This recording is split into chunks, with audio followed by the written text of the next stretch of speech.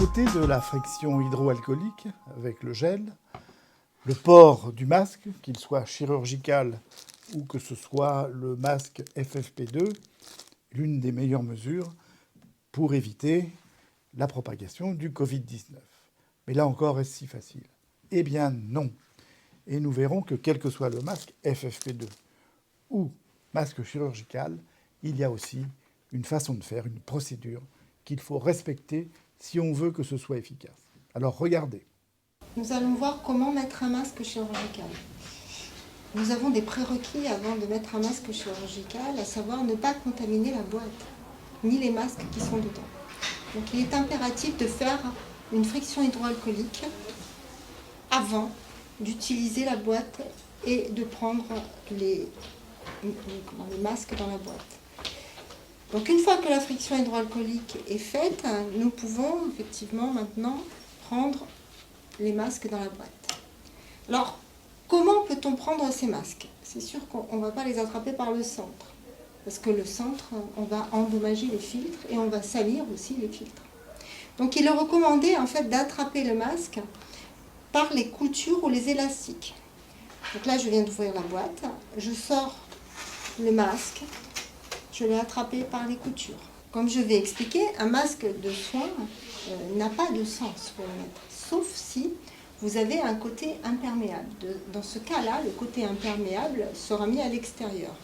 Pour savoir si vous avez un côté imperméable, eh bien, ce sera des masques de type 2R.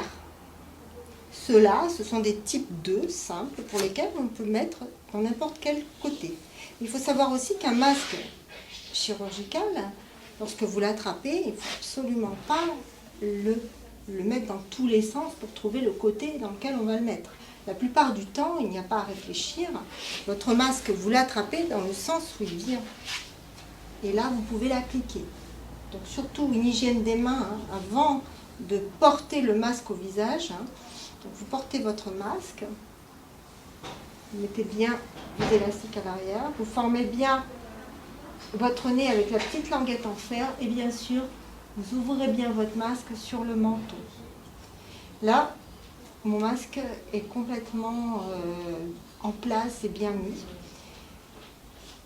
Combien de temps on garde le masque? Eh bien, 3 à 4 heures maximum. Mais si par exemple votre masque vient à être humidifié, il va falloir le renouveler, le changer. Ensuite, pour retirer son masque, eh bien, c'est la même chose. On va porter les mains au visage, donc il faut absolument, pour ne pas se contaminer, faire une hygiène des mains à la solution hydroalcoolique. Et ensuite, on peut retirer le masque sans danger pour soi, comme ceci. On les retire par les élastiques. Et ensuite, on le jette dans la poubelle. Et on refait une décontamination des mains par la solution hydroalcoolique. Ce masque, je l'ai attrapé aussi dans une boîte. Il faut faire absolument une hygiène des mains pour ne pas contaminer la boîte, l'emballage, et puis pour être propre. Donc, ce masque FFP2, celui-ci est sous emballage individuel. Ce n'est pas le cas de tous les masques FFP2. Comment reconnaît-on un masque FFP2? Vous devez avoir marqué dessus le type de masque que vous avez. C'est marqué dessus, FFP2. On ouvre avec le même principe en faisant attention à ne pas endommager les filtres avec des mains.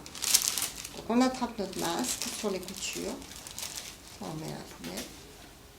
Et puis le masque FFP2, vous voyez, en fait, il y a un seul élastique central qu'il vous faut dédoubler pour pouvoir bien le fixer sur votre tête ultérieurement. Puis vous avez une languette en fer pour adapter au nez. On le passe comme ça. On met les élastiques d'après la morphologie de son visage, de sa tête, pour que ça serre bien. Voilà. Ensuite, on met bien le nez, on prend l'empreinte du nez avec la baguette métallique pour que le masque épouse bien le visage. On met bien le menton dans le masque. Et ensuite, eh bien, est-ce qu'il est étanche ou pas? Comment je peux savoir? Donc on appelle le fit check, le fait de faire une une mise en pression négative, en aspiration du masque. Donc je couvre toutes les sorties d'air. Et là, je me mets en pression négative. J'aspire et là, ça fait ventouse. Et on peut dire que le masque est bien mis. Donc quand je parle, le masque va suivre mes pressions et dépressions de ma parole. On peut dire qu'il est en place. Voilà. Il faut savoir qu'un masque comme ceci peut être porté jusqu'à 8 heures. Il est étanche. Donc comment on retire ce masque? Et bien sûr, on va porter les mains au visage. Donc on refait une friction hydroalcoolique pour être sûr que les mains soient propres et qu'on n'aille pas se contaminer. Voilà. On tire sur les élastiques, bien, comme ça. On les sépare bien et on fait attention à ne pas toucher son visage, bien sur l'avant. Et ensuite, on jette son masque dans la poubelle.